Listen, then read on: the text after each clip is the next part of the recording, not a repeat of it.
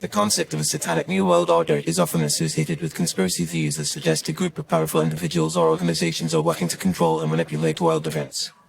In recent years, the topic of climate change has become a central issue in global politics, with many world leaders and organizations advocating for immediate action to reduce carbon emissions and mitigate its effects. However, some individuals believe that the push for climate change action is actually a form of propaganda being used by the alleged Satanic New World Order to oppress and control the population.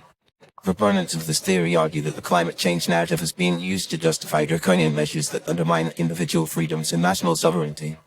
They claim that the emphasis on reducing carbon emissions and transitioning to renewable energy sources is actually a precursor to the implementation of a global, authoritarian government that will dictate every aspect of people's lives. According to this view, the Satanic New World Order is using climate change as a Trojan horse to gain control over the global economy, impose strict regulations on businesses and individuals, and ultimately establish a one-world government.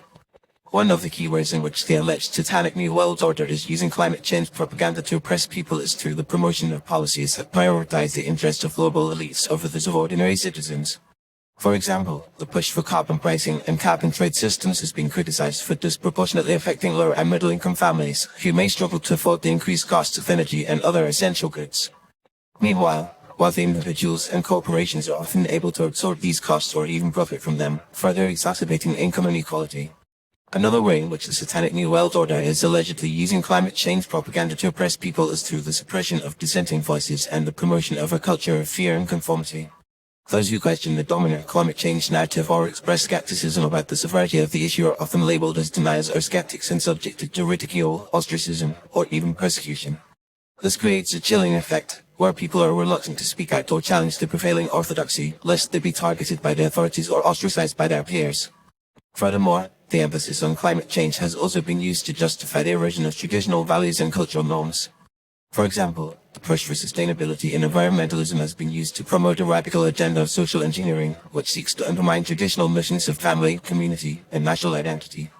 This can be seen in the promotion of veganism, zero population growth, and other ideologies that prioritize the interests of the planet over those of human beings. In addition, the Satanic New World Order is also using climate change propaganda to advance its agenda of global governance and technological control. The development of smart cities and the Internet of Things is being promoted as a solution to the climate crisis, but it also enables the creation of a surveillance state where every aspect of people's lives can be monitored and controlled. The use of artificial intelligence, biometrics, and other technologies to manage and regulate human behavior is also being justified on the grounds of mitigating climate change, but it raises serious concerns about the erosion of individual privacy and autonomy. In conclusion, while the issue of climate change is undoubtedly a serious and pressing global problem, the way it is being used by the alleged Satanic New World Order to oppress and control people is a matter of grave concern.